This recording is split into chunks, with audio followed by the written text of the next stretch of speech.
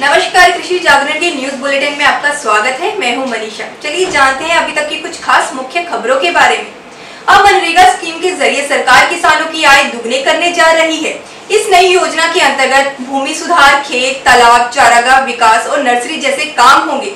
सभी किसान परिवारों को 100 दिन के काम के साथ मजदूरी भी दी जाएगी। बता दें कि ग्राम्य विकास अभिकरण विकास के आयुक्त ने आदेश जारी कर इस बात की जानकारी दी है। चालू वित्त वर्ष 2019 से 20 में मनरेगा के श्रम बजट के माध्यम से किसानों की आय दुगनी करने में सहयोग मिलेगा। यूपी बोर्ड ने अब स्क्रूटनी की फीस 5 गुना बढ़ाने के आदेश दिए हैं।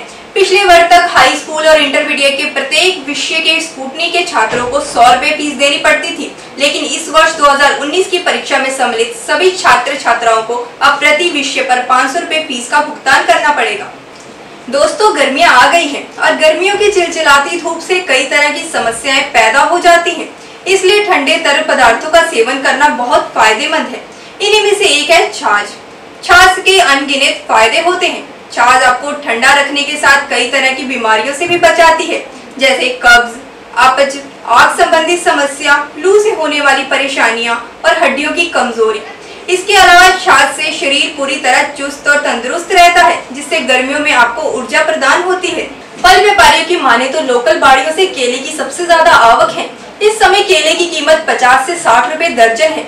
इसी की तरह अंगूर 100 रुपए किलो, संतरा 60 रुपए किलो, तरबूज 20 रुपए किलो, पपीता 30 रुपए किलो, खरबूजा 80 रुपए किलो, आम 140 से 200 रुपए किलो बिक रहा है।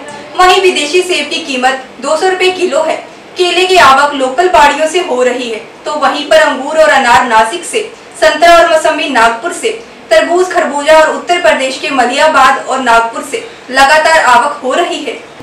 एग्रोस्टार ने अपने कपास किसानों को पुरस्कृत करने के लिए नगर निगम हॉल में लगातार दूसरे साल कॉटन बम्पर धमाके कॉन्टेस्ट की मेजबानी की। यह आयोजन उन कपास किसानों को प्रोत्साहित और प्रेरित करने के लिए आयोजित किया गया था, जिन्होंने पिछले साल कंपनी से कपास के बीज खरीदे थे। एग्रोस्टार कंपनी प्रौद्योगिकी के माध्यम से एग्रोनॉमी समाधान देने के लिए खेत और किसानों का विशिष्ट डेटा का उपयोग करती है। किसानों की फसल उत्पादन लागत कम करने और उनकी उपज में सुधार करने में मदद कर रही है। पिछले साल की तरह इस साल भी कई भाग्यशाली किसानों ने mobile phone, bike, battery pump जैसे पुरस्कार जीते।